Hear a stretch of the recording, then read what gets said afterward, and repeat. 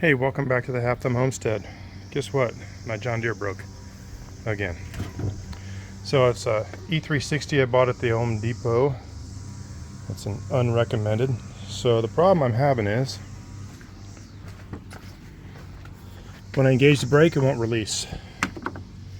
So I thought, well, maybe the drive belt was bad. Well, that's part of the problem. Drive belt is pretty old. It's 4 years. But here's the issue. So this is the brake linkage, and it's broken off the sprocket here on the transmission, which is held in with a roll pin and a spring. So I'm going to have to buy that part and replace it. I'm sure it'll be fun. Kind of wire this up out of the way so I can go mow. So this is the item that's broken. It's the brake lever for the transmission. So we're going to change this out, hopefully. Figure it out anyways. First thing we got to do is take the deck off. Now that the deck's off, we can get underneath and we can look at what I did to make it so the mower would work with that broken bracket there. I just zip tied it on there. Is that right? No, but it worked for the 2 mows I needed to get done. So we're going to cut the zip ties and this thing's going to flop out of the way.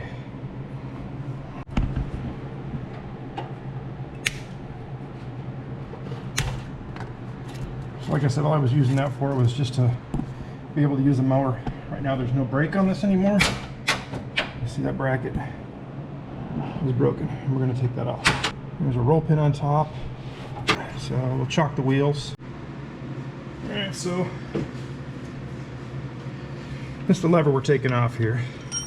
It's broken over here. I moved the brake assembly up out of the way here. We shouldn't have to do anything with that, but there's a ton of dirt all in here. I was gonna wear gloves, but it's so freaking hot. It just makes it even hotter. So we're just gonna get all this crap out of the way. And no, working on the mower is not how I cut off my thumb. Most of you wondered. So it has a roll pin coming down and a roll pin going through. The roll pin coming down separates these 2 springs. One has tension on it right now. They both seem to have a little bit of tension. But there's 2 roll pins in here. One that comes up out of the case, which we don't have to take out, and then one that comes down at the lever. So this roll pin holds a lever on. It's too bad they couldn't put a nut on it. But we don't have to take the shaft out, so it shouldn't leak any fluid when we pull it out.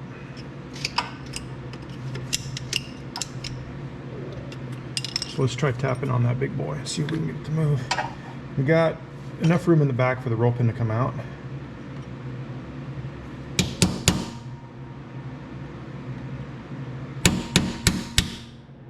It's moving. The last thing we want to do is swell that. We don't want to make that any bigger than it already is.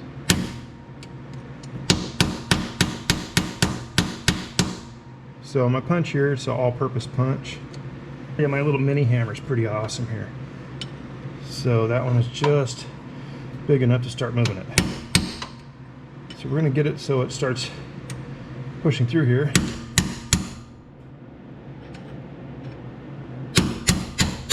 And this is a tapered punch, so it will not go all the way through, and we don't want to get it stuck. So we'll go to the smaller tapered punch since it's stuck in that hole.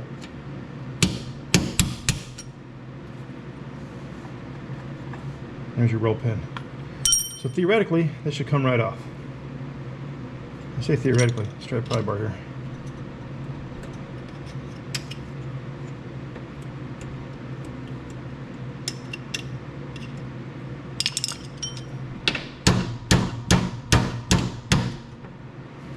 It's already broken, so I don't care if it breaks more.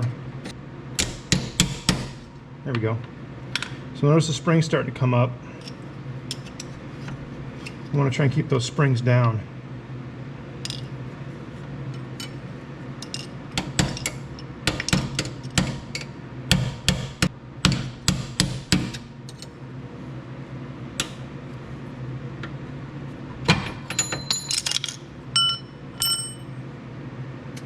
There you have it. There's where it's broke.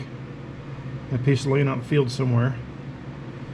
So we'll go transfer this roll pin over to the other bar because it did not come with that. So we're going to start by removing this roll pin. This obviously tells you which way is up, so you know the roll pin's going to be sticking out the bottom. So I'm going to use my tapered punch first just to start it, and then I'll use a smaller one to pop it out.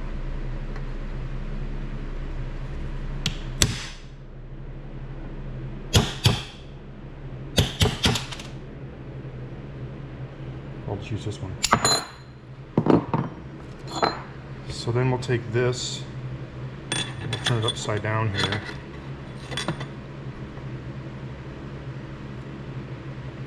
And we'll tap the roll pin through the bottom.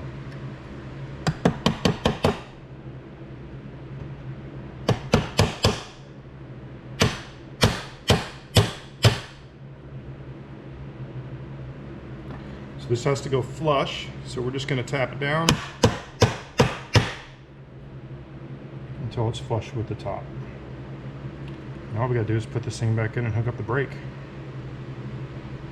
Not that hard for something that could ruin your whole day. So close up of that thing.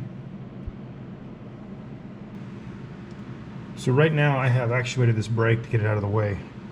So I'll show you what I did here in a minute once we put this thing back on. This is probably more difficult to get on just because I don't have anything to pound. Oh, look at that. And it's upside down. I'm really good at this. It slides right on just like it's supposed to. So we're going to have to separate the two springs there just a little bit to get it to slide through.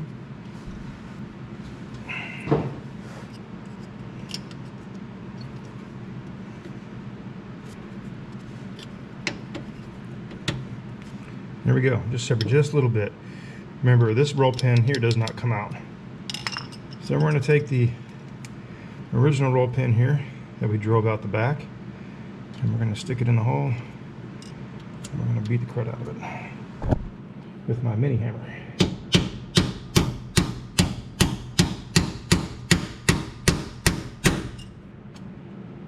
So it is now sticking out that far out the back as well. That is all you need. You don't need to go flush on this side. Yep. Actuates the brake like it's supposed to. So now let's look at this guy here. They pull this pin off here. This quick release pin. These are the more difficult ones, I believe, to get off. All right, let's take a quick look at that thing here.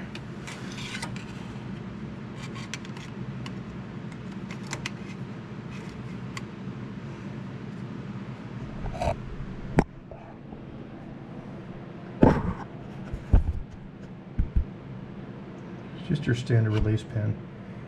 Just kind of holds on a little bit harder. You definitely don't want that coming off. So just have to pry it off. That's all we got to do. So all we got to do is put it back together. Just like finishing up, right?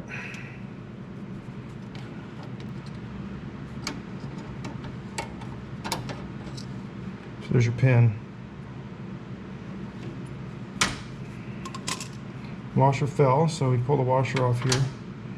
We'll pick the brake linkage up, slide the washer out of the way.